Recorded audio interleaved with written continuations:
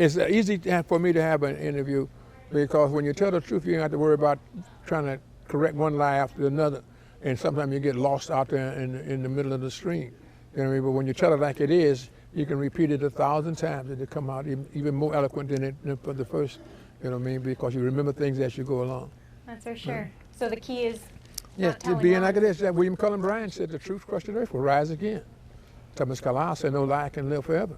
So you just deal with what is real, you know what I mean? And you ain't got nothing to hide. Let it all hang out. Oh, God. Smitty warned me about you. Smitty's my man. I love Smitty. I do too. He's been sort of my mentor because I just made the switch from news to sports recently, not too long ago. But I love boxing. Been watching it since I was little. Oh, great. What is man to man and woman to woman? I had a lady to come to me the other day that's in Dallas, and she wants to promote some of the women boxers and things. And the WBC just held their first women's convention last year. And so it's, and I got a woman that's going to be at the fight. Her name is Michelle Patterson, who's fighting for women's rights. She's got the largest network of women in the United States. And I mean, but they're coming from all around the world, 100,000. So she'll be here to fight, you know what I mean, because she's fighting for her rights. And I'm going to help her to do that and work with them, women and people of color. So SKD, something kind of different, that phrase that you coined. What is SKD about this fight?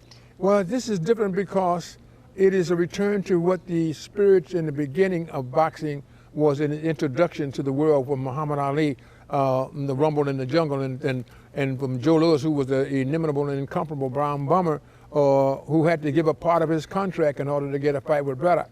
You know what I mean? And then he won it, and then he became a voice during World War II. You know what I mean? We can't lose because God's on our side, and you can run, but you can't hide. Those are immortal statements that are still resonating throughout the world.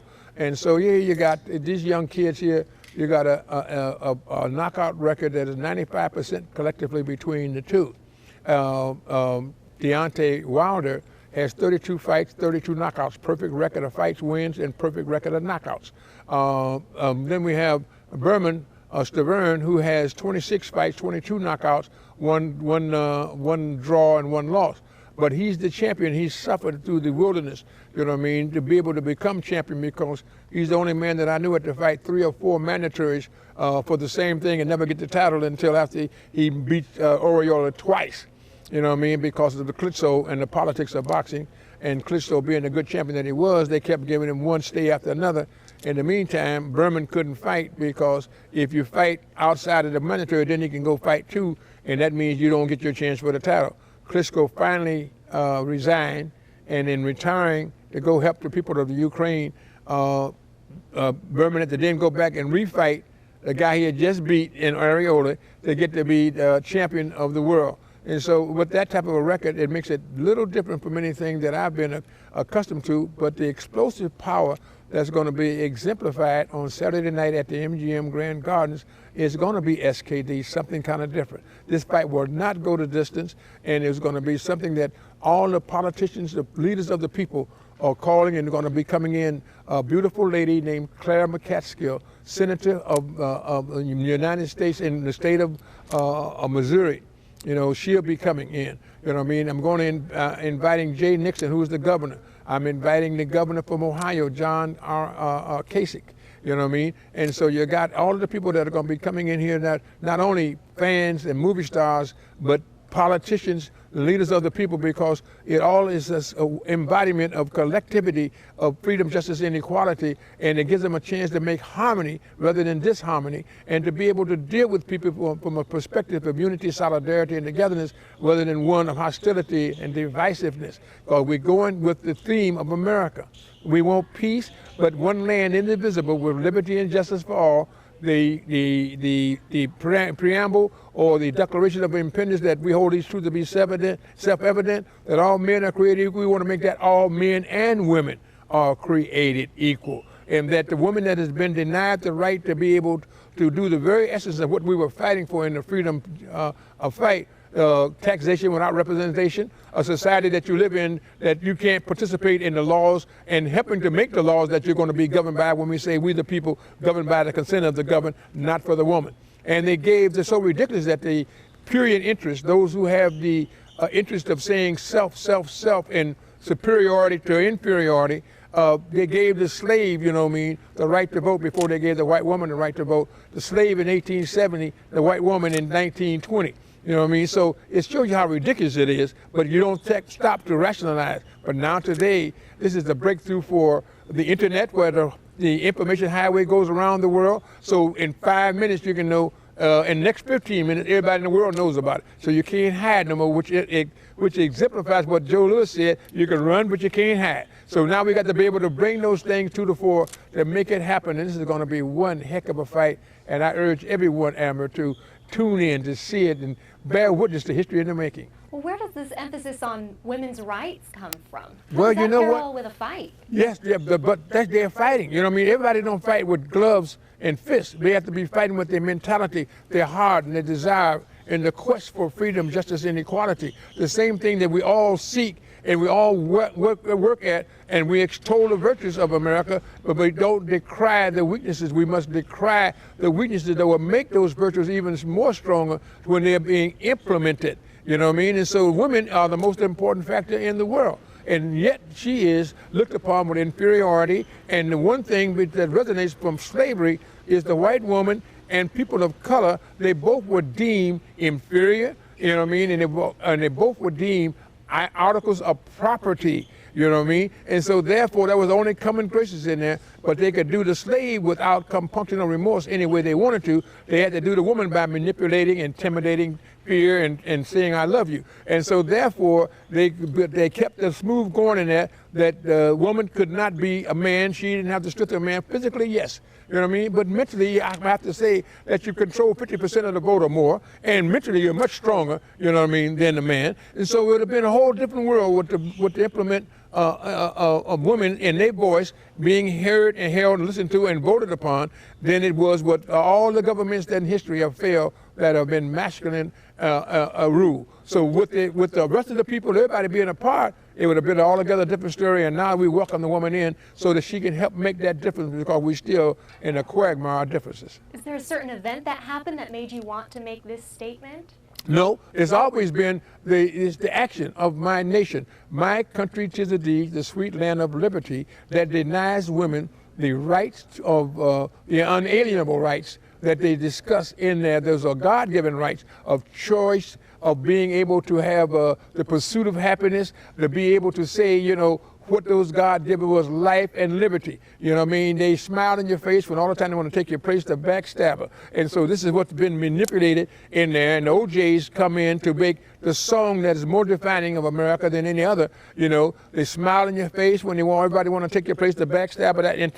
That goes to jealousy and envy and strife. And then they say money, money, money, money. Your mother will sell your body. You will do all these different things. Those two songs in Ghetto East are profound in their implication and in the words that come out that play upon the facts of our nation. You know, we boast the self-evident truth, but we live and practice the self-evident lie. And so we got to be able to change that and go back in. And this fight is going to be a defining factor of that, because I'm putting those type of ingredients into the fight. That's why I call it the fight for peace and return to glory. And so we're going to go back now and reemphasize this return to glory, because we haven't seen a heavyweight title fight here in 10 years. And so now we're going to get back and we're going to let the world know what it really means to be an American, only an American. What is the state of the heavyweight division? Well, it was in dire devastation and strife, but now it has an opportunity, and we are seizing the opportunity, and we're grasping it. You know, we're seizing the time and grasping the opportunity.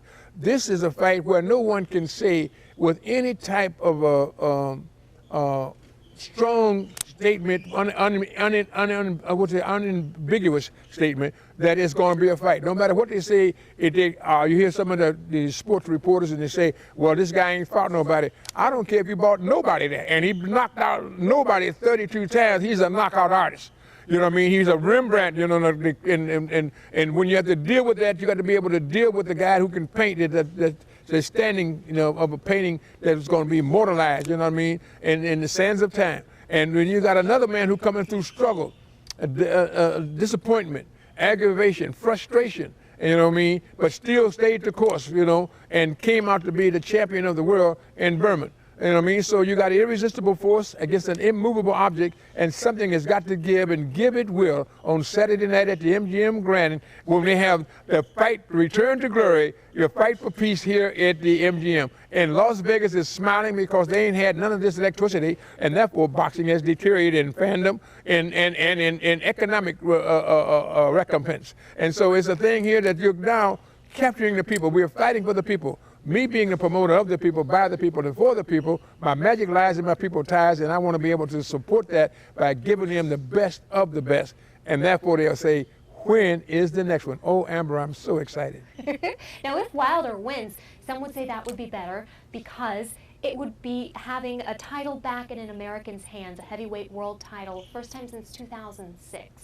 Do you agree it would be better? Well, it's going to be better, but I would define that a little different. You know, Bermain is an American. Bermain is a Haitian that when he left Haiti, he went to Canada, but he left Canada and lived here for the last 11 years. And so what's in the name? What Shakespeare would say, rose bear any other name, would smell it sweet. He's an American, so therefore he's bringing it back to America, and he's going to be a people's champion for America. You know what I mean? Whatever his title resides in, that could be economic, you know what I mean? Or no, it should be statesman-like. But we can always change anything, but he's a citizen of the world. So he's been from here to there to there, and he embodies all of them. And they're all excited about it, and they're all laying claim to him. So therefore, with that type of acclamation, I have to say that Deontay and him both are Americans. He's been working for the spirit. And here is the spiritual America that we're talking about, that the world symbolizes us as being, except of our hypocrisy. You know what I mean? They say one thing and do another. You know what I mean? And so at this point, I'd like to interject the military of our great nation, the greatest nation in the world and the greatest military in the world. And these men and women who put themselves in harm's way, you know what I mean, to be able to protect the liberties and freedoms that we enjoy, and we extol them with virtue and aggrandizement, you know, and they're going out to put themselves in harm's way. But when they come back as wounded warriors and veterans, you know, we kick them to the curb with some one lie after another, you know, as to what they were saying or what they were doing. You know what I mean? So it's a thing here that we got to be able to stop the lying and pretending and do what is really true and stand up for our military. And I say that because a dear friend, David Petraeus, general and a guy who really did Iraq and all of them, brought them together where they reduced lives and brought the war to a close.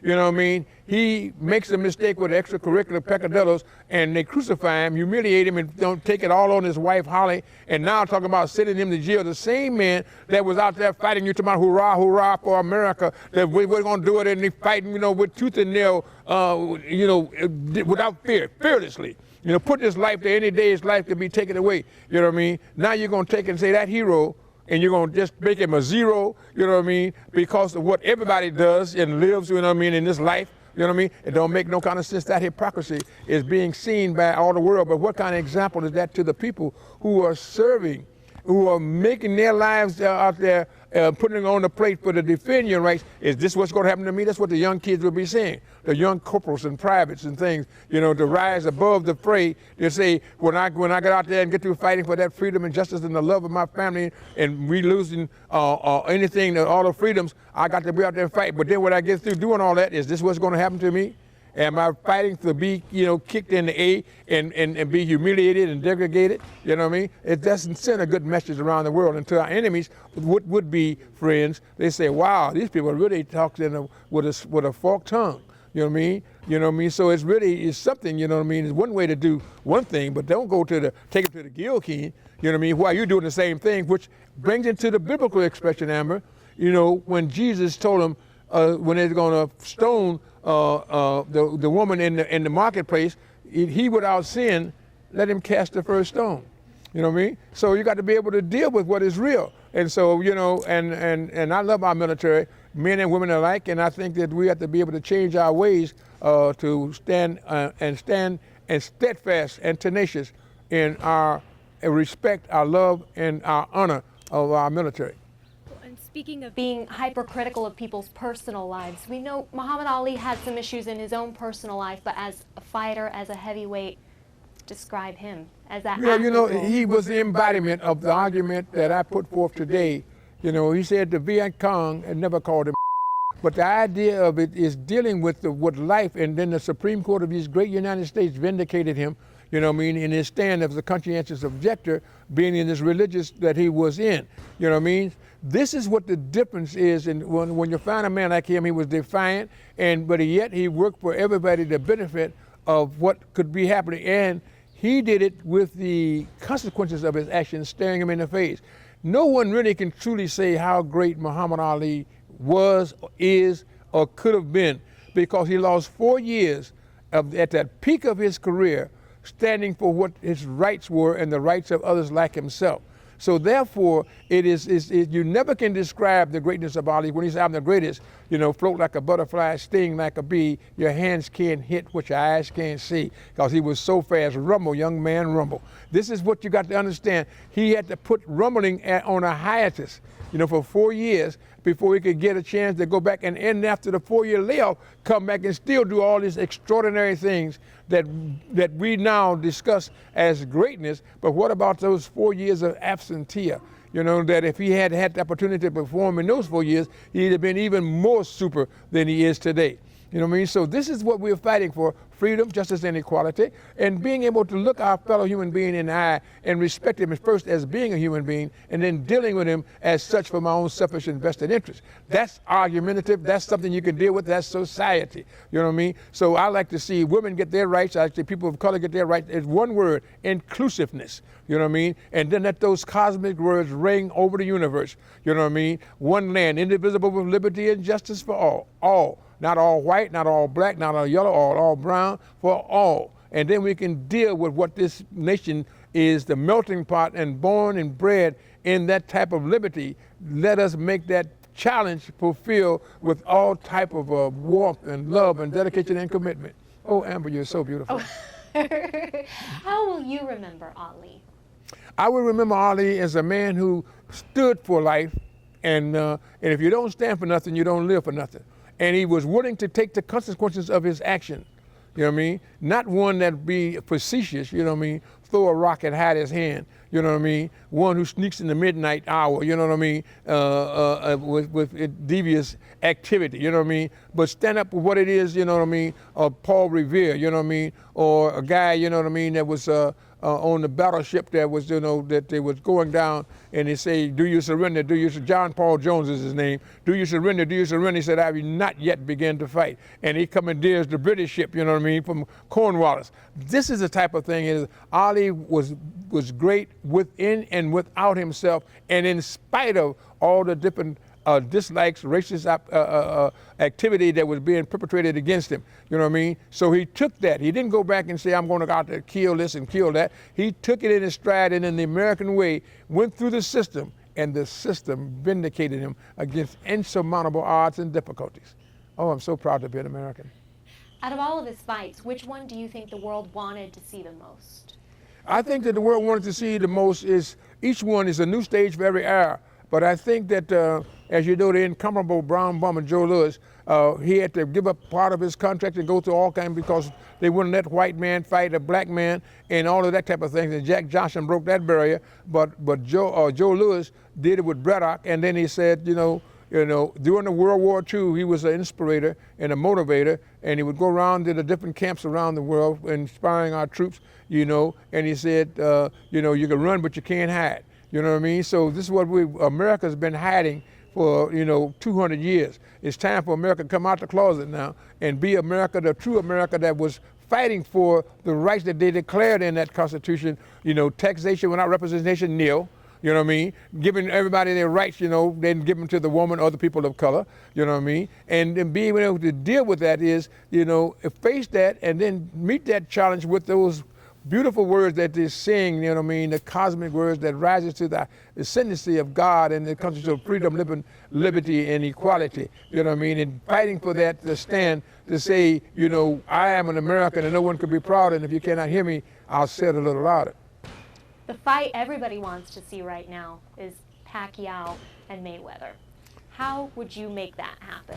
Well, it would have happened because if they had I had the opportunity to do it, but it was other people's contracts and other people's fighters. This is, I liken it to the Hatfields and the McCoys. You know, they just declared victory, I think, in 2003. That's how many 200 longest the nation has been here. They were fighting because they were fighting for the insidious effects of jealousy and envy and strife, you know what I mean, and all of those power and privilege, you know what I mean? So, you know, Shakespeare says, "Oh, the sweet uses of adversity, which ugly and venomous like a toad, yet wears a crown in its face." So you got to be able to deal with that, you know, human elements, you know, the jealousy. So I would have went at it another way, because they didn't talk man to man to Floyd. They talked down to Floyd. You know what I mean? And so you human being, you know, you resent that. And money don't make fights. You know, you have to first get past the human element of doing it, because the same as it was with George Foreman and Muhammad Ali. You know what I mean?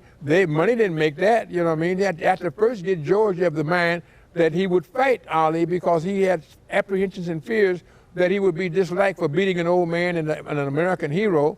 You know, and besides that, he talked too much, and that's what I got him with. I said, let's close his mouth, George. And from that theme of being able to relate and identify with George, we got George to be able to agree to fight. Then came the money, you know, plus the fact you're going to get an insurmountable money for the times that anywhere that has never had before.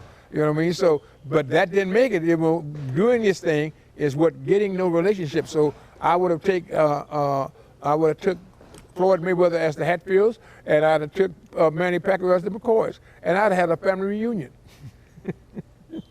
Speaking of being personable and being able to talk to somebody on a man-to-man level, like you just said you would have done with Floyd, Al Haymon is the antithesis of you. He's not out in the public. You are out in the public. You're for the people, by the people. Will you finish that sentence for me? Yes. I'm of the people, by the people, and for the people. What do you think of his approach? Well, I'm proud. You know what? I have to say this here, because this is something that you would not recognize or you wouldn't think about. Black success is unacceptable.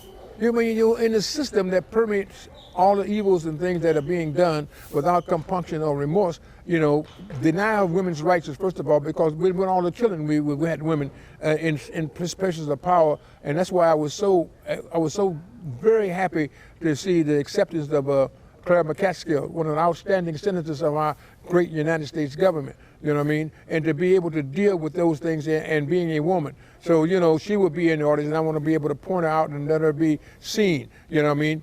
Michelle Patterson, you know, president of the women's rights movement, you know what I mean, and be able to do this here. But so you got to understand that there's a difference, you know, in pursuing this type of argument. You got to be able to understand the critical acclaim that is being put on the line when they go in there. So with the demonstration of Al Haymon, you know, he's manipulating, maneuvering, and only because he's effective is because he's being looked at with disdain, you know what I mean? And he's doing what he had to do, and the route he chose was not to be public, because it had been public. You know, he's being talked about, criticized now, you know what I mean, with, from a vicarious position.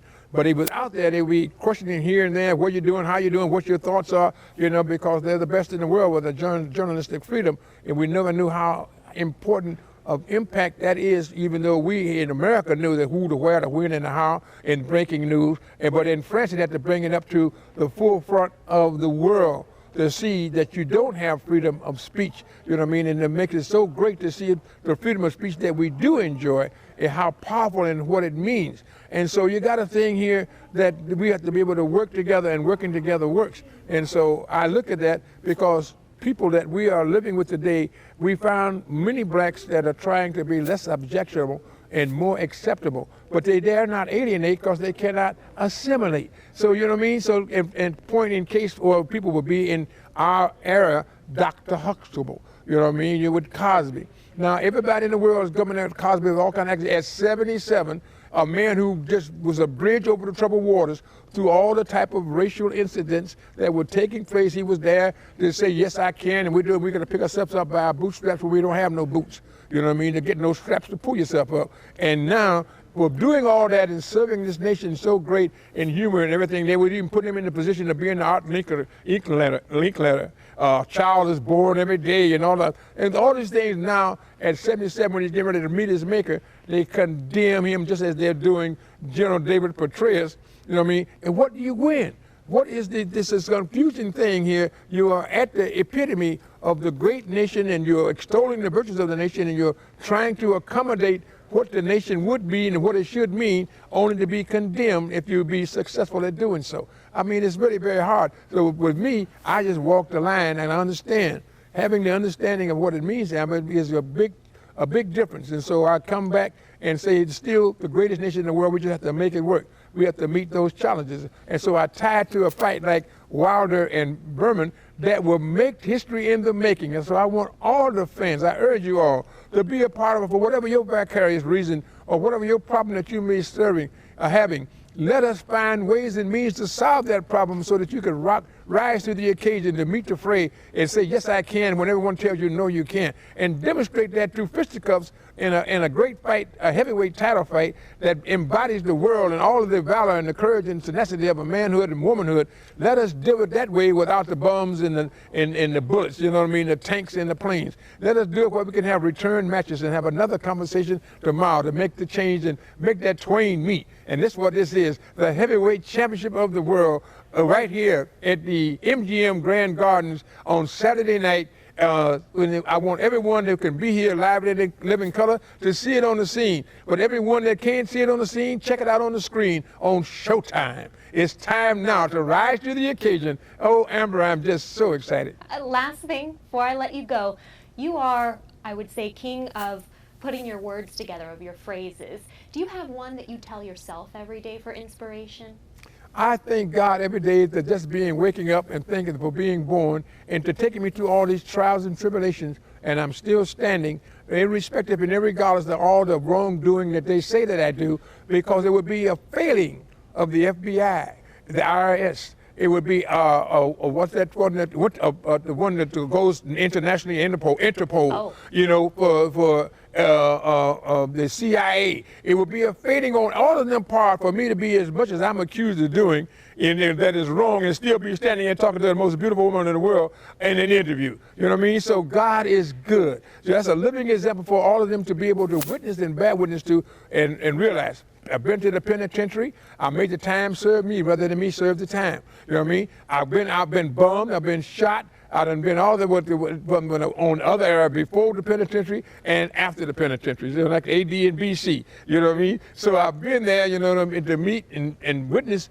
the insidious situations in our country and what was prevailing at the time, and I'm still here. So I would say that adage that I say every day when I wake up is thank you, Jesus. You know what I mean? And so if, you know, for another day that you're carrying me, and every time I think I've reached the epitome of something I could do, it's amazing. He brings me something forth to be even more amazing, to vanquish the one I just did and add another one to the pot. And this is another addition to the pot of out-of-the-box thinking. Berman Sturvein, whichever way you want to choose to call him, and Deontay Wilder meeting here in the center of the ring on Saturday night. It makes me a voice crying in the wilderness, saying one that's coming that's greater than I, that will unify and bring people together so everybody, black and white alike, will go away saying, wow, what a fight. Wow, did you see that? And everyone will see it from a different perspective, all looking at the same thing. Thank you so much. Oh, Amber, thank you for having me.